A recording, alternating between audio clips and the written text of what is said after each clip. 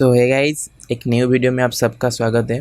आज की वीडियो में मैं आप लोगों को एक ऐसी चीज़ बताना चाहता हूं जो कि बहुत ही इम्पोर्टेंट चीज़ होती है कि यार मैं सॉफ्टवेयर इंजीनियर बनना चाहता हूं और मुझे कौन सी पढ़ाई करनी चाहिए, कौन सी पढ़ाई करके मैं एक सॉफ्टवेयर इंजीनियर बन सकता। तो ये वाला क्वेश्चन हर किसी के दिमाग में आता है, हमेशा आता है। तो बहुत सारे वेज़ है, आप लोगों को पता भी होगा बहुत सारे वेज़, पर मैं आप लोगों को एक बार फिर से बता देना चाहता हूँ। अगर किसी को नहीं पता है और कौन सा बेस्ट होगा, मैं आप लोगों को बताना चाहता हूँ।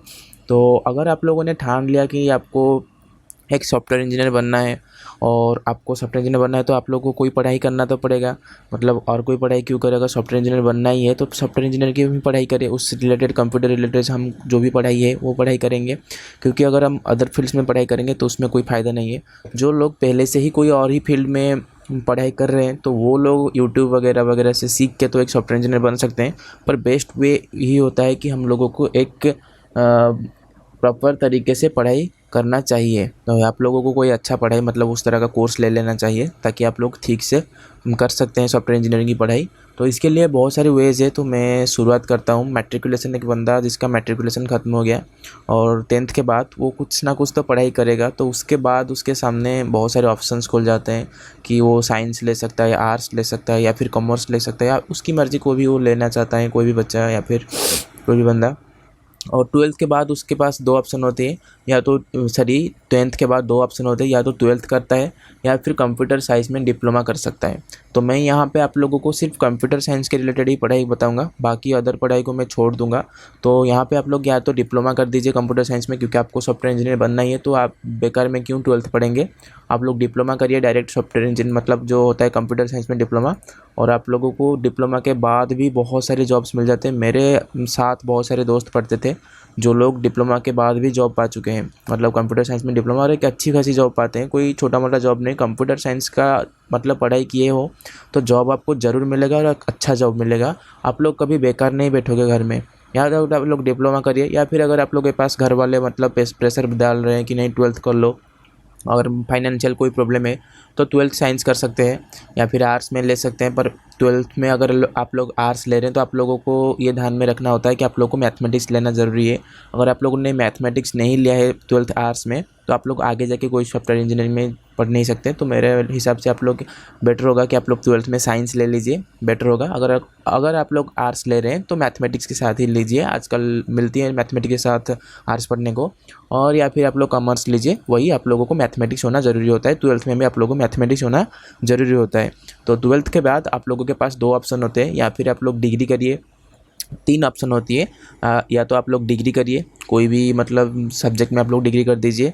जो भी आप लोगों का स्ट्रीम है उसमें आप लोग डिग्री कर सकते हैं, मतलब ग्रेजुएशन कंप्लीट कर सकते हैं।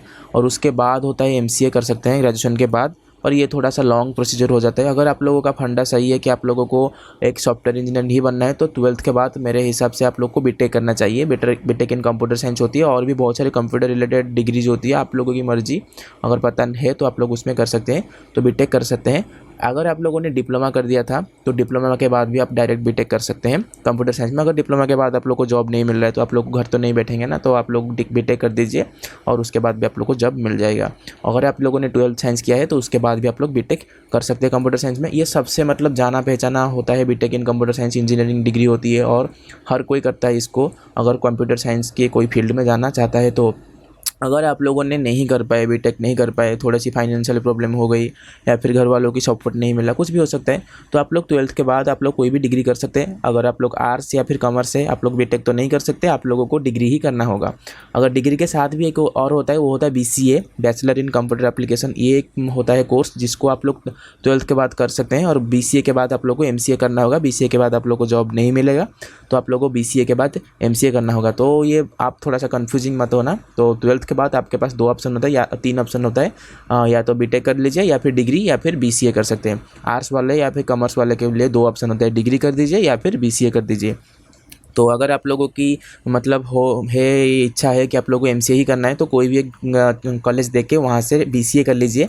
बीसीए के बाद आप लोगों को इजी होगा एमसीए करने के लिए। एमसीए की एंट्रेंस कोई अच्छा एंट्रेंस दे के आप अगर उसमें नंबर अच्छा लाते हैं, रैंक लाते हैं, तो आप लोग एक अच्छी एमसीए कॉलेज में एडमिशन पा जाएंगे और एमसीए के बाद जो जॉब मिलती है बहुत ही अच्छी हाई फाई जॉब मिलती है। मेरी मानो तो लोग को कहते हैं कि एमसीए के बाद अच्छी जॉब नहीं मिलती है। बहुत लोग कहते हैं, आप लोगों को बोलेंगे कि यार इतनी देर पढ़ाई करेगा, इतना पैसा खर्च होगा तो जॉब नहीं मिलेगा। पर एमसीए से बहुत ही अच्छा जॉब मिलता है। बीटेक से भी ज़्यादा अच्छा एमसीए में जॉब मिलता है, क्योंकि ये एक मास्टर प्रोग्राम होती है। और मास्टर डिग्री के बाद आप लोग को जो जॉब मिलेगा वो थोड़ा सा क्लासिक जॉब होगा, बेटर जॉब होगा एक बैचलर डिग्री के जॉब से, तो बेटर ही होगा। लेकिन एमटेक लेवल के बंदे जो लोग पढ़ते हैं वो सब कुछ एमसीए के बंदा एक पढ़ता है, तो थोड़ा सा हार्ड हो जाता है, क्योंकि आप लोग पहले से कोई भी सॉफ्टवेयर लाइन में नहीं थे और इसीलिए एक मास्टर डिग्री कर रहे हैं डायरेक्ट कंप्यूटर एप्लीकेशन में, तो आप लोग को थोड़ा सा हार्ड हो जाता है। तो जो बंदे पहले नहीं पढ़ाई कर पाए, बीटेक नहीं कर पाए अपनी ज़िंदगी में, 12th के बाद डिग्री कर लिए, और वो लोगों के लिए ही एमसीए बनाया गया था, ताकि आप लोग एमसीए के बाद आप लोग एक अच्छा सॉफ्टवेयर इंजीनियर बन सकते हैं। तो इसीलिए डिग्री के बाद अगर आपका मन करता है कि नहीं मेरे को एमसीए करना है, थोड़ा सा आपके नॉलेज है कंप्यूटर साइंस में, तो आप लोग एमसीए में जाइए और एक अच्छा जॉब लेके आइए। एमसीए में जाने के लिए क्या प्रोसीजर्स होती है, एक कुछ एंट्रेंस, हर कॉलेज के लिए अलग अलग एंट्रेंस होती है। जैसे बीटेक में जाने के लिए आप लोगों को जेई में अच्छा रैंक लाना पड़ता है, बीटेक कंप्यूटर साइंस में जाने के लिए। उस तरह से एमसीए के लिए भी आप लोगों को एक एमसीए एंट्रेंस होते हैं। हर जगह हर कॉलेज इंस्टीट्यूशन के लिए अलग अलग एमसीए एंट्रेंस होती है, और हर स्टेट में भी अलग अलग एमसीए एंट्रेंस होती है।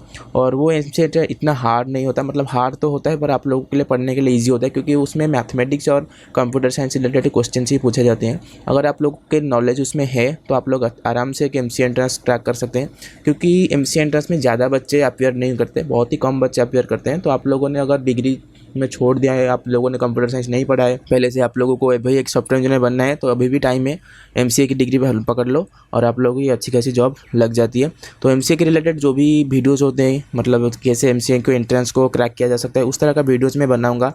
मेरे चैनल में ही अपलोड होगा जो कंप्यूटर से रिलेटेड वीडियोस, और उस वीडियो को देख के आप लोग एमसीए के एंट्रेंस भी क्रैक कर सकते हैं।